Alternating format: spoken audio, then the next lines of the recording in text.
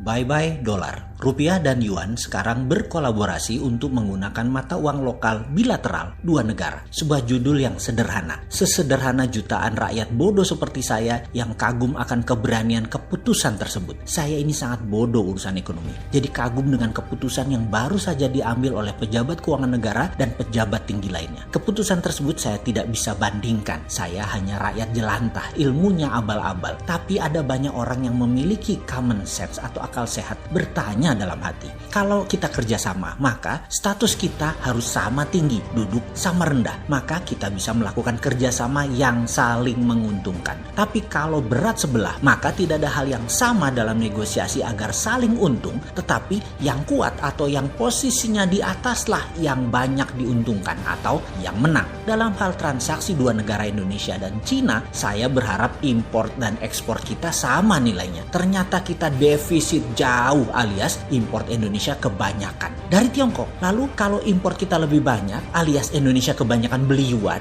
maka posisi kita rupiah tertekan terus dengan yuan dong. Kita jadinya kalah terus alias kita jadi wajib nyetok yuan.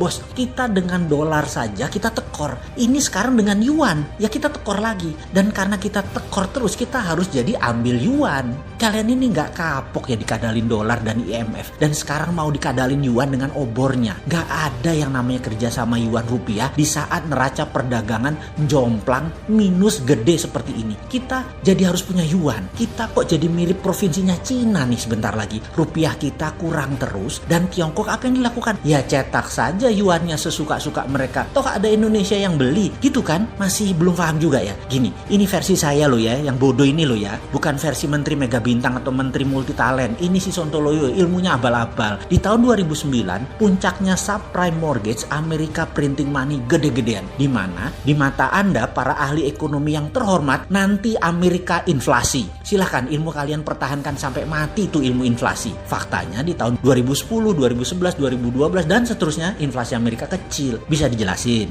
Jadi pada saat masalah ekonomi di sebuah negara yang pakai printing money tadi selesai, maka uang beredar tadi kebanyakan atau banyak. Sementara produksinya ya sama saja. Jadi solusinya adalah uang tersebut disebar ke seluruh dunia, terutama di negara berkembang yang mana kenaikan produksinya masih tinggi. Jadi salah satunya adalah banjir dolar di tahun 2011, 2012, 2013 yang banyak datang ke Indonesia pada saat itu. Saat itu venture capital dan banyak lagi lembaga keuangan lempar uang dolar tadi agar ketemu sektor produktif di Indonesia secara gede-gedean. Boleh tanya deh ke beberapa pebisnis di tahun-tahun tersebut. Kita saat itu lagi ngegas-ngegasnya. Kembali ke awal COVID. Banyak negara yang printing money untuk solusi ekonominya. Di mana di tahun 2022 ke atas akan ada banyak dolar yang banjir masuk ke negara dunia ketiga. Ke negara berkembang yang akan dipadukan dengan sektor produktif. Karena di negara pencetak uang tadi sektor produksinya terbatas atau terhitung dan tidak bisa menelan semua uang yang mereka udah cetak tadi.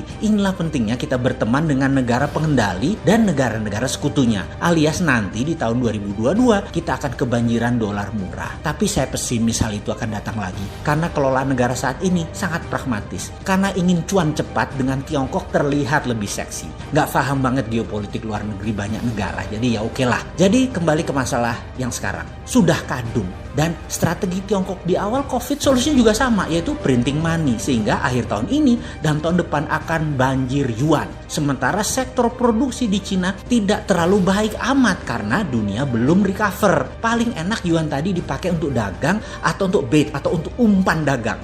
Disambut lo sama Indonesia. Saya mikir, lah cetak uang rupiah sendiri juga bisa. Kenapa mesti yuan? Kenapa mesti dolar? Apalah itulah namanya. Lalu kalau nanti efek rupiahnya beredar banyak karena kita printing money, ya kita tinggal kerjain negara tetangga dengan pura-pura kerjasama dedolarisasi. Ya kayak kalian sekarang lah dengan Tiongkok. Gitulah mirip-mirip. Negara Vanuatu yang ngocol itu kita kerjain. Solomon Island kita garap. Timur-Timur Papua Nugini kita garap. Itu baru namanya pejuang bernegara. Kalau saat ini kok selalu jadi victim si bernegaranya? Ini otak kita rakyat yang bodoh atau memang pejabat negara yang terlalu pintar hingga rakyat yang jelantah ini memang gak bisa paham langkah mengelola negara kalian? Mudah-mudahan kalian benar. Kalau suatu hari nanti kelihatan hasilnya negatif, apa nggak takut sama dosa kalian itu? Dosa karena tidak berilmu dan dosa karena tidak mau denger.